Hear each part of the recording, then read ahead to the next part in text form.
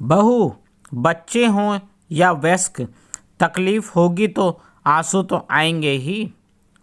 तू तो मेरा बहादुर बेटा है। रोना नहीं, क्योंकि लड़के रोते नहीं हैं। कोई देखेगा तो क्या कहेगा। क्या कभी तुमने पापा या दादाजी को रोते देखा है? अगर तुम्हारे दोस्तों ने देख लिया तो फिर तुम्हारी खिल्ली उड़ाएंगे। फिर ना कहना कि मम्मा देखो, सब मेरा मजाक उड़ा रहे हैं। अनामिका अपने बेटे राहुल से कहती है। राहुल बोला, ठीक है, अब मैं नहीं रोऊंगा। पर एक बात बताओ मम्मा, आखिर लड़कों को क्यों नहीं रोना चाहिए? हाँ, पापा को रोते नहीं देखा, पर दादाजी को मैंने रोते हुए देखा है। पर जब मैंने उनसे कारण पूछा तो उन्होंने अपने आंसू छुपा लिए और मुझसे बोले कि मेरी आंखों में कुछ चला गया है। मुझे ऐसा लग रहा था मानो वे रो रहे थे। क्या मुझे इसके बारे में पापा से कहना चाहिए? अनामिका बोली, कोई ज़रूरत नहीं है पापा से इस बारे में बात करने की। और भला तुम्हारे दादाजी को कमी ही क्या है? इस घर में जो वो रोएंगे, हो ना हो ज़रूर उनकी आंखों में कुछ चला गया होगा। अब तुम भी अपने आंसू पोंछो और जाओ खेलने के लिए। छोटी छोटी बातों पर आंसू मत बहाया करो। इतना कहकर अनामिका ने उसे टाल दिया। बेटे के जाते ही अनामिका अपने ससुर ललित बाबू के कमरे में गई। वो चुपचाप खिड़की की ओर निहार रहे थे। अनामिका बोली, पापा जी, ये मैं क्या सुन रही हूँ? आप राहुल के सामने रो रहे थे। आखिर आप उस बच्चे को क्या बताना चाहते हैं कि उसके माता पिता बुरे हैं, वो आपकी देखभाल नहीं करते? मैं राहुल को समझाती हूँ कि लड़के आंसू नहीं बहाते, और आप इतने छोटे से बच्चे के मन पर क्या प्रभाव पड़ेगा इतना भी नहीं सोचा। ललिता बाबू बोले, नहीं बहू, ऐसी तो कोई बात नहीं, परंतु तुम अभी से बच्चे के मन में ऐसी बातें मत डालो। क्या लड़कों को तकलीफ़ नहीं होती? अगर उसके मन में ये बात बैठ गई तो आगे चलकर वो अपनी तकलीफ़ किसी को नहीं बता पाएगा और अंदर ही अंदर घुटता रह जाएगा। मैं नहीं चाहता मेरे जैसे हालात मेरे पोते की हो जाएं। अनामिका बोली, आपसे तो बात करना ही बेकार है। जब भी बात करो अपना दुखड़ा लेकर बैठ जाते हैं। बस ये याद रखिएगी कि ऐसी गलती दोबारा ना हो, वरना अगली बार मैं नहीं, आपका बेटा आपसे बात करेगा। अब जाइए, थोड़ी देर पार्क में राहुल पर नज़र बनाए रखिएगा, कहीं उसे चोट न लग जाए। इतना कहकर अनामिका गुस्से में वहाँ से चली गई। पत्नी की मृत्यु के बाद ललित बाबू का उस घर में अपने पोते के साथ ही मन लगता था, वरना तो कोई सीधे मुंह बात तक नहीं करता था। और कोई क्यों करता? किसी के पास अपने बुजुर्गों के लिए फुर्सत कहाँ थी। ललित बाबू पोते के लिए पार्क में एक किनारे बेंच पर जाकर बैठ गए और राहुल उन्हें देखकर खुश था। तभी उनकी बगल वाली बेंच पर एक वृद्ध दंपति आकर बैठे। वो भी बच्चे की निगरानी के लिए ही बैठे थे। महिला अपने पति से कह रही थी, आखिर हम कितने दिन ऐसे अपने आंसुओं को पीकर जीते रहेंगे? बेटे पर भरोसा करके सब कुछ उसके नाम करके बहुत बड़ी गलती कर दी। कम से कम बेटे से एक बार बात करके तो देखिए। आखिर अपने गम को कितने दिन छुपाते रहेंगे? पुरुष बोले, तुम क्या चाहती हो? जीवन भर आत्मनिर्भर बनकर जीता रहा, अब अपने आंसुओं को अपना हथियार बनाऊं? नहीं नहीं, ये आंसू औरतों के गहने होते हैं, हम मर्दों के नहीं। महिला बोली, यही बात आप बचपन से अपने बेटे से कहते थे कि लड़के रोते नहीं। आज वो इतना कठोर हो गया कि अपने माता पिता की तकलीफ़ भी नहीं देख पाता है और ना ही अपने मन की कर पाता है। तभी ललित बाबू ने हस्तक्षेप किया और बोले, आप दोनों से माफ़ी चाहूँगा कि बीच में मैं कह रहा हूँ, परंतु मुझे बहन जी की बात सही लग रही है। पुरुष ने अपना परिचय दिया, मैं कैलाश और मैं मेरी पत्नी विमला है। ललित बाबू ने अपना परिचय दिया। बातों बातों में दोनों में अपनी तकलीफ़ एक दूसरे से साझा की। तो कैलाश बाबू बोले, अपने बेटे के साथ यहाँ रहते हैं, पर यहाँ मन नहीं लगता, पर जाएं तो कहाँ जाएं। ललित बाबू बोले, मैंने आपकी बातें सुनी, पर मैं आपकी बातों से सहमत नहीं हूँ। अगर हम बच्चों को मजबूत बनाने के लिए अपने आंसू छुपाते हैं तो कहीं ना कहीं बच्चे पहले हमें कठोर और बुढ़ापे में कमज़ोर समझने लगते हैं। पिता के बिना आंसू बहाए क्या वो उसकी तकलीफ़ को देख नहीं पाते? क्या हर बार माँ का रोना ज़रूरी है? कैलाश बाबू बोले, आपका कहना तो सही है, तो हमें क्या करना चाहिए? ललित बाबू बोले, मैं भी कुछ ऐसी ही परिस्थिति से गुजर रहा हूँ और हर रोज़ भगवान से यही प्रार्थना करता हूँ, हर बुजुर्ग माता पिता को सेहत और साहस दे ताकि वे आने वाली हर परिस्थिति का सामना कर सकें।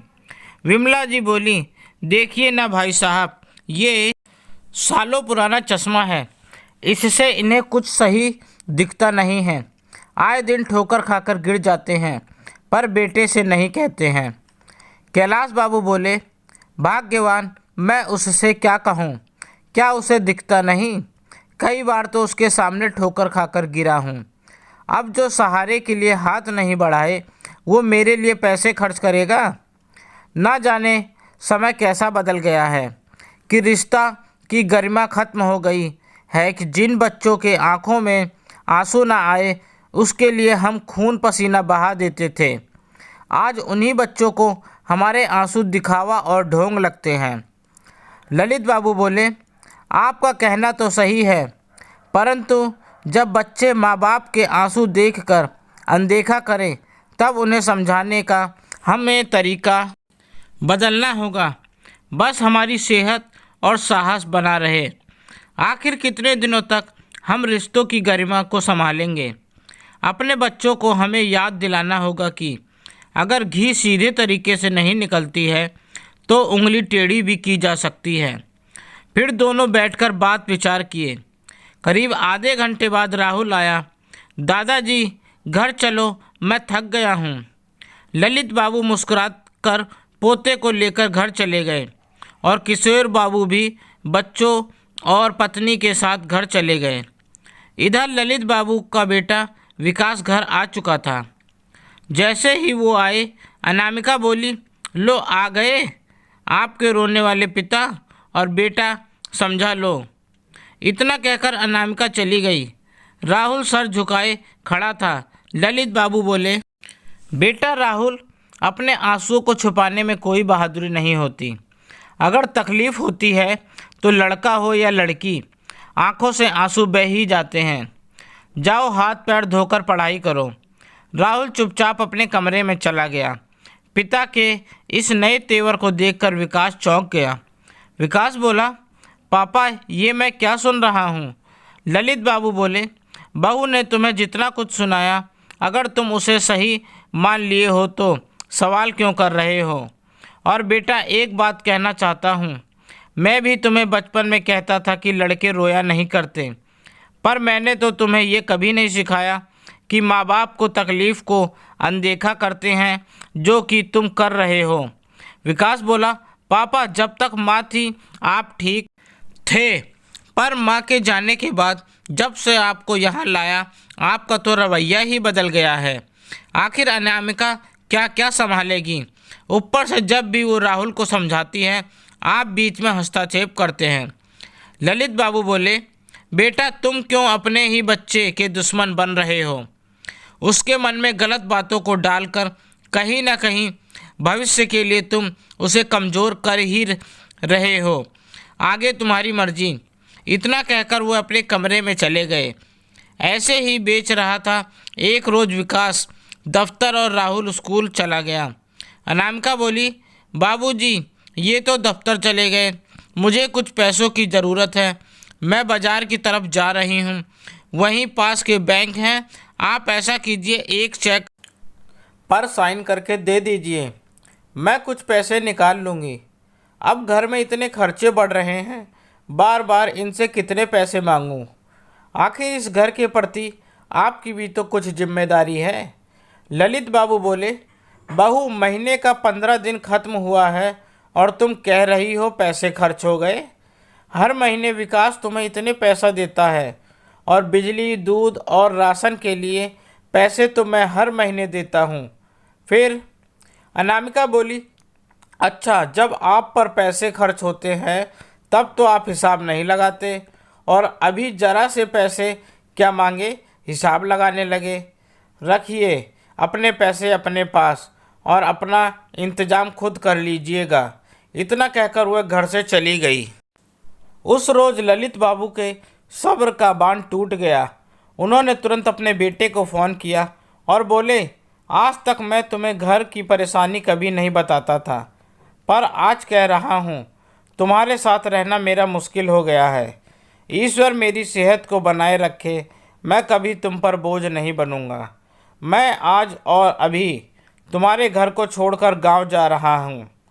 बहुत जी लिया शहर की ज़िंदगी, कुछ नहीं रखा इस शहर में, जहाँ अपने भी पराये हो जाते हैं और माँ बाप के आंसुओं की जगह कोई कीमत नहीं।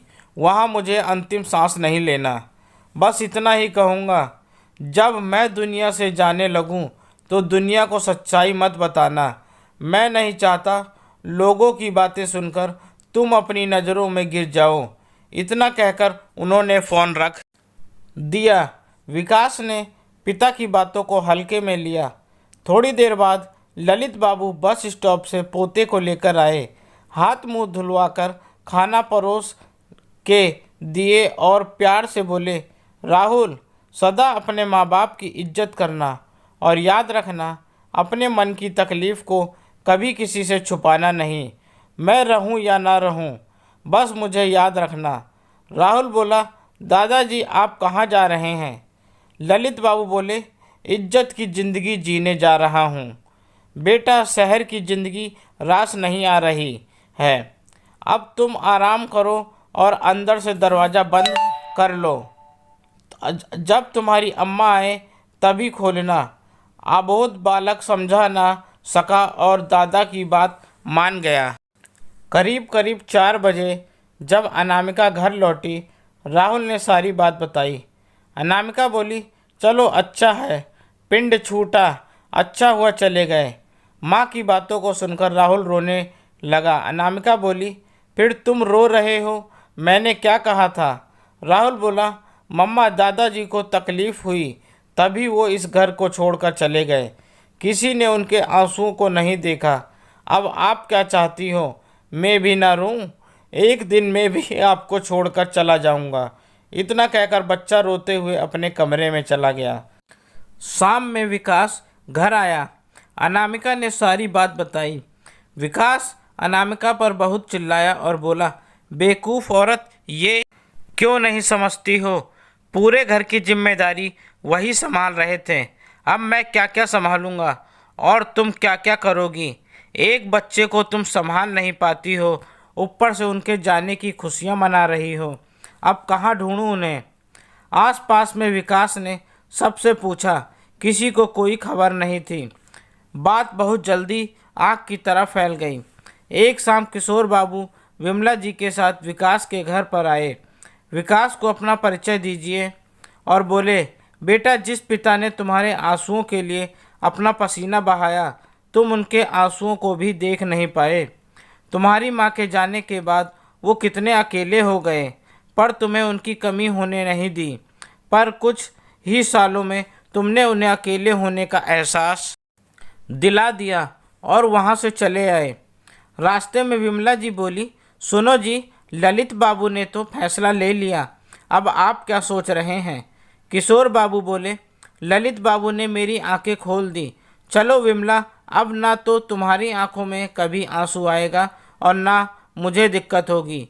जो गलती की अब उसे सुधारने के लिए पुलिस का सहारा लूँगा। इतना कहकर उन्होंने अपने लिए भी फैसला लिया और उस पर अमल किया।